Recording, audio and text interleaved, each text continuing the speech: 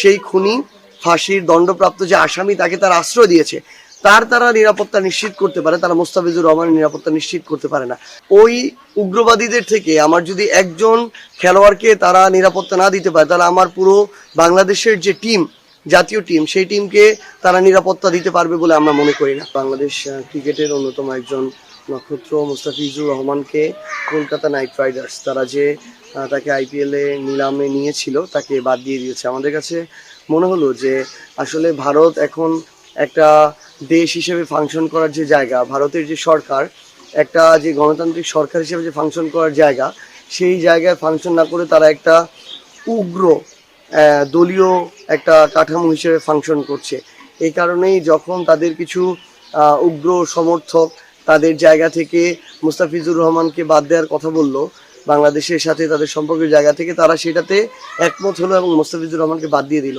তাহলে এর মধ্যে দিয়ে বোঝা যায় যে ভারতে আসলে যারা আছে বিভিন্ন মাইনরিটি গ্রুপ, স্পেশালি এখানে ধরেন প্রায় 20 কোটির মতো মুসলমান আছে, তারা কতটা কষ্টের মধ্যে দিয়ে আছে। আজকে তারা যে কথাটা বলে, এই পরিস্থিতি প্রত্যেকটা তারা তৈরি করেছে। বাংলাদেশের আওয়ামী লীগের মানে অবৈধ একটা সরকারকে ব্যবহার করে তারা বাংলাদেশ থেকে শোষণ করেছে, লুটপাট করেছে, বিভিন্ন অসম চুক্তি চাপিয়ে দিয়েছে। বাংলাদেশে হাজারের অধিক যে খুন করেছে, সেই খুনি ফাঁসির দণ্ডপ্রাপ্ত যে আসামি তাকে তারা আশ্রয় দিয়েছে, তারা নিরাপত্তা নিশ্চিত করতে পারে, তারা মোস্তাফিজুর রহমানের নিরাপত্তা নিশ্চিত করতে পারে না। তো সেই জায়গা থেকে আমরা মনে করি যে আগামী মাসে যে বিশ্বকাপ হওয়ার কথা, যেটা ভারতে হওয়ার কথা, সেখানে বাংলাদেশের যে রাজনৈতিক দল সেটি আসলে কতটা নিরাপদ থাকবে সেটা প্রশ্ন উঠে যায়। এবং আমরা আমাদের জায়গা থেকে বলতে চাই যে বাংলাদেশে যে ম্যাচগুলো হবে, সেই ম্যাচগুলোর ভেন্যু আসলে ভারতে হওয়ার প্রয়োজন নেই, পার্শ্ববর্তী যে কোনো দেশে ম্যাচ হতে পারে। কারণ ওই উগ্রবাদীদের থেকে আমার যদি একজন খেলোয়াড়কে তারা নিরাপত্তা না দিতে পারে, তাহলে আমার পুরো বাংলাদেশের যে টিম, জাতীয় টিম, সেই টিমকে তারা নিরাপত্তা দিতে পারবে বলে আমরা মনে করি না। আমাদের জায়গাটা একদম স্পষ্ট যে আমরা দেখছি বাংলাদেশে বিগত সময় তাতে আমরা দেখেছি যে এই ভারতীয় বিভিন্ন ধরনের টেলিভিশন চ্যানেল থেকে শুরু করে বিভিন্ন জায়গায় বাংলাদেশে অপসংস্কৃতি এগুলোর মধ্য দিয়ে এসেছে।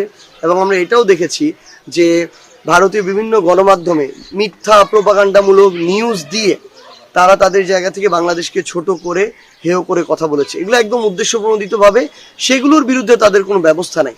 তাহলে এত বড় যে একটা রাষ্ট্র, যে রাষ্ট্র বলে নিজেদেরকে গণতান্ত্রিক রাষ্ট্র, সেই রাষ্ট্রে তাহলে ভিতরে কতটা ভঙ্গুর দশা, বেহাল দশা। তারা কিছু উগ্রবাদী কিছু সমর্থক দ্বারা তারা নিয়ন্ত্রিত হচ্ছে। এবং আমরা দেখেছি পুরো ভারতে ইসলাম ধর্মের যারা আছেন বা অন্যান্য ধর্মের যারা আছেন, তাদের ধর্মীয় প্রতিষ্ঠান, মসজিদ, মাদ্রাসা যখন মন চেয়েছে তারা গুড়িয়ে দিয়েছে। এবং উগ্রবাদীদের হাত থেকে আমাদের এই ধর্মীয় প্রতিষ্ঠানগুলোকেও তারা তাদের জায়গা থেকে রক্ষা করতে পারেনি। তো সেই জায়গায় তারা আবার বাজে বাজে বাংলাদেশ নিয়ে কথা বলে। তো আমরা স্পষ্ট করে বলি, তারা এখন যে বিষয়টা দেখাচ্ছে এটা হিতে বিপরীত হবে।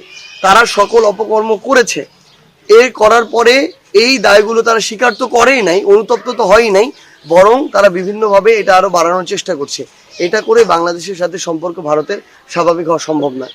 আমরা চাই তারা তাদের আচরণ কাজকর্মের মধ্য দিয়ে যদি এটার প্রতিফলন না ঘটায় যে তারা আমাদের প্রতিবেশী রাষ্ট্র, তাহলে ধীরে ধীরে এই সম্পর্কের অবনতি হবে।